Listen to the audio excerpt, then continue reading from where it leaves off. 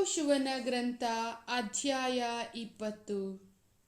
ಸರ್ವೇಶ್ವರ ಸ್ವಾಮಿ ಯೆಹೋಶುವನಿಗೆ, ನೀನು ಇಸ್ರಾಯೇಲರಿಗೆ ಸರ್ವೇಶ್ವರ ಸ್ವಾಮಿ ಮೋಶೆಯ ಮುಖಾಂತರ ಆಜ್ಞಾಪಿಸಿರುವಂತೆ ನೀವು ಆಶ್ರಯ ನಗರಗಳನ್ನು ಗೊತ್ತು ಮಾಡಿಕೊಳ್ಳಿ. ನಿಮ್ಮಲ್ಲಿ ಯಾರಾದರೂ ಅರಿಯದೆ ಆಕಸ್ಮಿಕವಾಗಿ ನರಹತ್ಯೆ ಮಾಡಿದ್ದೇ ಆದರೆ ಅಂಥವನು ಅಲ್ಲಿಗೆ ಓಡಿ ಹೋಗಲಿ. ಹತನಾದವನ ಹತ್ತಿರದ ಬಂಧು ಮುಯಿ ತೀರಿಸದಂತೆ ಆ ನಗರಗಳು ನಿಮಗೆ ಆಶ್ರಯ ಸ್ಥಾನಗಳಾಗಿರಲಿ. ಅಂಥ ನಗರಗಳಿಗೆ ಓಡಿ ಹೋಗುವವನು ಮೊದಲು ಊರ ಬಾಗಿಲಲ್ಲೇ ನಿಂತುಕೊಂಡು ಅಲ್ಲಿನ ಹಿರಿಯರಿಗೆ ತನ್ನ ಸಂಗತಿಯನ್ನು ತಿಳಿಯಪಡಿಸಲಿ. ಅವರು ಅವನನ್ನು ಊರೊಳಗೆ ಸೇರಿಸಿಕೊಳ್ಳಲಿ, ವಾಸಕ್ಕೆ ಸ್ಥಳ ಕೊಡಲಿ.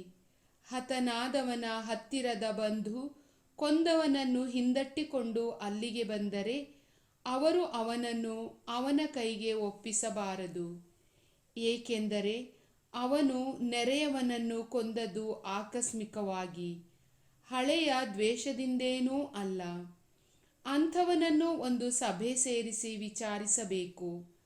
ಅವನು ಆಗಿನ ಪ್ರಧಾನ ಯಾಜಕ ಜೀವಮಾನವೆಲ್ಲ ಅದೇ ನಗರದಲ್ಲಿರಬೇಕು.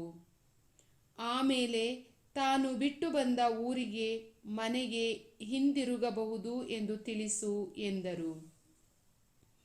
ಅಂತೆಯೇ ಇಸ್ರಾಯೇಲರು ನಫ್ತಾಲಿ ಕುಲದವರ ಮಲೆನಾಡಿನ ಪ್ರದೇಶವಾದ ಗಲಿಲೇಯ ಪ್ರಾಂತ್ಯದಲ್ಲಿನ ಕೆದೆಷ್, ಎಫ್ರಾಯಿಮ್ ಮಲೆನಾಡಿನ ಪ್ರದೇಶದಲ್ಲಿನ ಶೆಕೆಮ್ ಹಾಗೂ ಯೂದ ವಂಶದ ಮಲೆನಾಡಿನ ಹೆಬ್ರೋನ್ ಎನಿಸಿಕೊಳ್ಳುವ ಕಿರಿಯತರ್ಬ ಎಂಬ ನಗರಗಳನ್ನು ನೇಮಿಸಿದರು.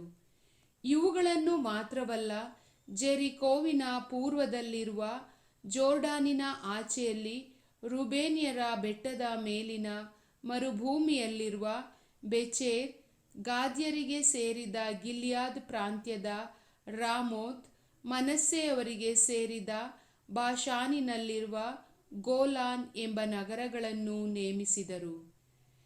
ಇಸ್ರಾಯೇಲರೆಲ್ಲರಿಗೂ ಹಾಗೂ ಅವರ ನಡುವೆ ವಾಸ ಮಾಡುತ್ತಿದ್ದ ಹೊರನಾಡಿಗರಿಗೂ ಇವು ಆಶ್ರಯ ನಗರಗಳಾಗಿ ನೇಮಕ ಆಗಿದ್ದವು.